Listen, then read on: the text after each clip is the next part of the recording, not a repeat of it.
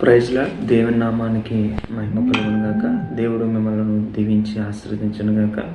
యోహాను రాసిన 16 అధ్యాయం 20 వచనంలో మనం చూస్తే, మీరు ఏడ్చి పిలాపింతురు గాని లోకము సంతోషించును, మీరు దుఃఖింతురు గాని మీ దుఃఖము సంతోషమగునని మీతో నిశ్చయముగా చెప్పుచున్నాను అని యేసు ప్రభు వారు తన శిష్యులతో ముందుగా ఆయన మరణం గురించిన విషయంలో ఆయన ముందుగా చెప్పారు.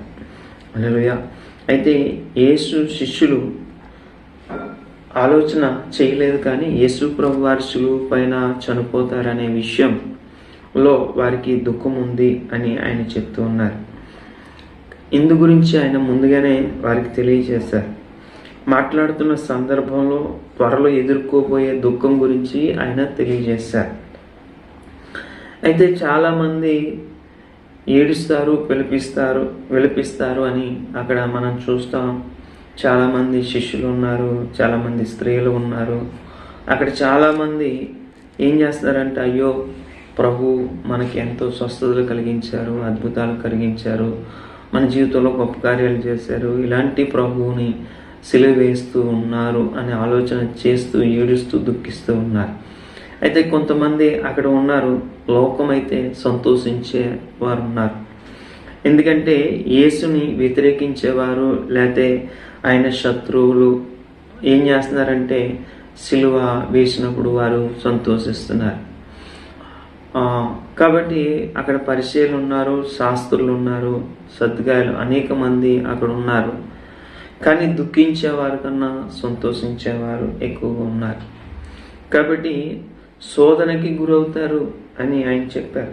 యేసు కోల్పోయిన దినాల్లో శిష్యులు నిరాశ దుఃఖంలో ఉంటారు, శోధనలో గురవుతారు అని.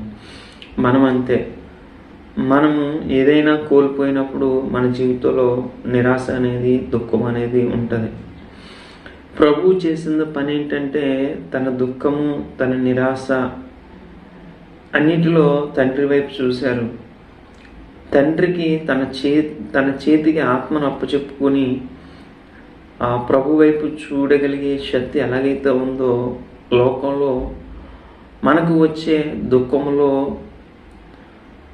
తండ్రి ఎలాగైతే యేసు ప్రభువుని ఆదరించారో, అలాగే ఈ లోకంలో మనల్ని, క్రీస్తుని కలిగిన మనల్ని ప్రభు ఆదరించడానికి, ఓదార్చడానికి సిద్ధంగా ఉన్నారు అని అర్థం చేసుకోవాలి.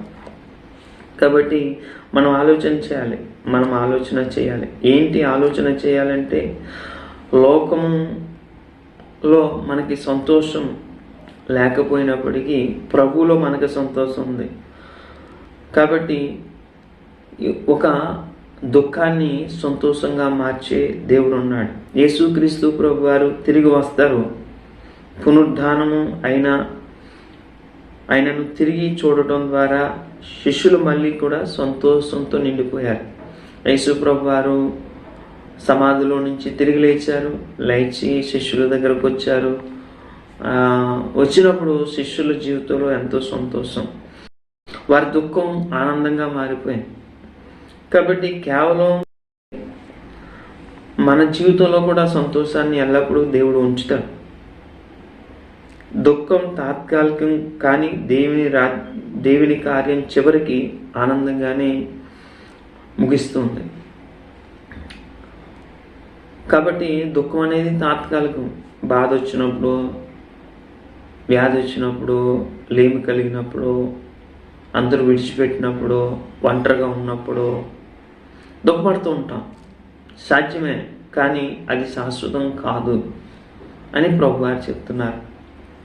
కాబట్టి దేవుని కార్యం మన జీవితంలో జరిగినప్పుడు మన జీవితంలో సంతోషం. యేసుక్రీస్తు ప్రభువారు తిరిగి లేచి సజీవుడిగా వచ్చినప్పుడు శిష్యుల జీవితంలో సంతోషం ఉంది.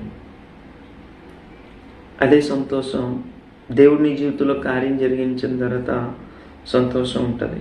మనం అనుభవించే కష్టాలే విశ్వాసంలో నిలకడగా ఉండడానికి మార్గం చూపుతాయి. కాబట్టి నిలకడగా అంటే విశ్వాసంలో నిలకడగా మనం ఉండగలిగితే, కాబట్టి మనం అనుభవించే కష్టాలు అవి శాశ్వతం కాదు అని మనం గ్రహించగలిగితే చివరికి అవి ఏం చేస్తాయంటే విశ్వాసంలో ముందుకు వెళ్ళగలడానికి లేకపోతే మనం సంతోషంగా ఉండడానికి సహాయపడతాయి. అది మనం అర్థం చేసుకోవాలి. అంటే దేవుని సంకల్ప ప్రకారం కూడా నష్టం తర్వాత మన జీవితంలో సంతోషం వస్తుంది. నష్టపోయాము అనుకుంటాం చాలా విషయాల్లో, కానీ నష్టపోయినా సరే మన జీవితాల్లో దేవుడు ఏమి ఇస్తాడు? సంతోషాన్ని ఇస్తాడు. హల్లెలూయా. కాబట్టి ఈ వాక్యం మన జీవితంలో కూడా ఏం చేస్తుందంటే వర్తిస్తుంది.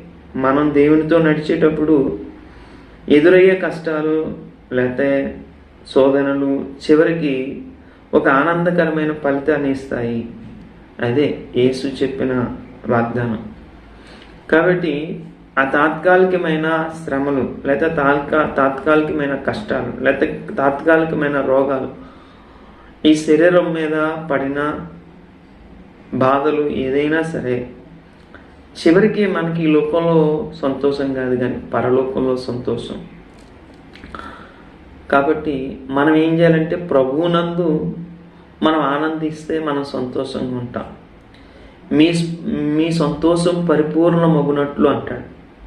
కాబట్టి ఆ సంతోషం మనలో పరిపూర్ణమగాలి అంటే మనము ఈ లోకంలో ఎదురయ్యే శ్రమలు కాదు కానీ క్రీస్తు ప్రభువారు ఎలాగైతే తండ్రి వైపు చూడగలిగారో, మన కొరకు ప్రాణం పెట్టిన యేసు క్రీస్తు వైపు మనం చూడగలిగితే మన జీవితాల్లో నిత్యం సంతోషం ఉంటుంది.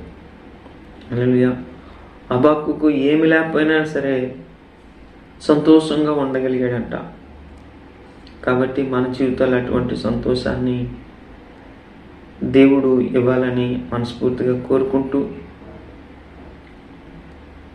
ఈ యొక్క మాటలు ముగిస్తున్నాను. దేవుడు మిమ్మల్ని దీవించును గాక. ఆమేన్. Praise Lord. షాలోమ్. చిన్న ప్రార్థన. దేవా మీకు వందనాలు.